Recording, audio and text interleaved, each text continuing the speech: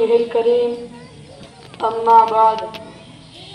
وفاداری وطن سے ہو یہی اسلام کہتا ہے وفاداری وطن سے ہو یہی اسلام کہتا ہے ہم اپنے دل کے ہر گوشے میں ہندوستان رکھتے ہیں قابل قدر بزرگوں اور میرے پیارے ہر دل عزیز ساتھیوں آج ہم سب یہاں یوم آزادی منانے کے لیے جمع ہوئے ہیں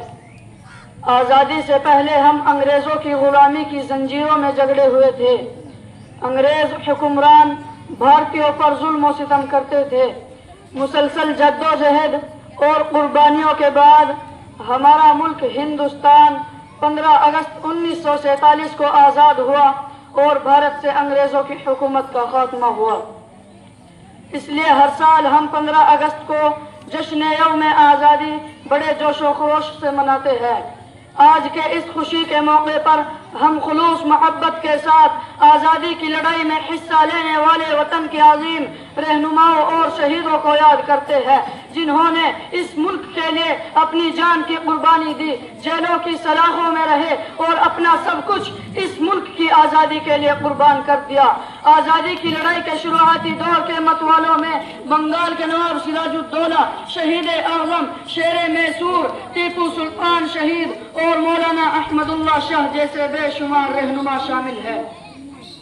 ان کے بعد آزادی ہند کی تاریخ کا نہایت ہی انقلاب آموز باب ہے ریشمی رومال تحریک اس تحریک کا ہی نتیجہ تھا کہ کیا مسلمان کیا ہندو ہر کسی کے دل میں ظالم انگریزوں کو بھارت سے بے دخل کرنے کی امنگ پیدا ہوئی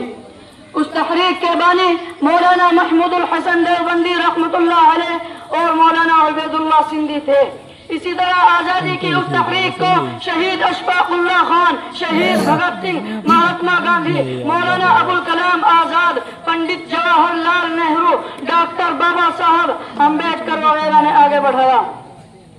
آزادی کی لڑائی بھارت ملک کی اجتماعی لڑائی تھی انگریز ہمارے اس اتحاد کو دیکھ کر بھارت چھوڑنے پر مجبور ہو گئے تمام بھارتیوں کو اس تحریک میں کامیابی ملی اور ہمارا ملک آزاد ہو گیا وآخر دعوانا ان الحمد لله رب العالمين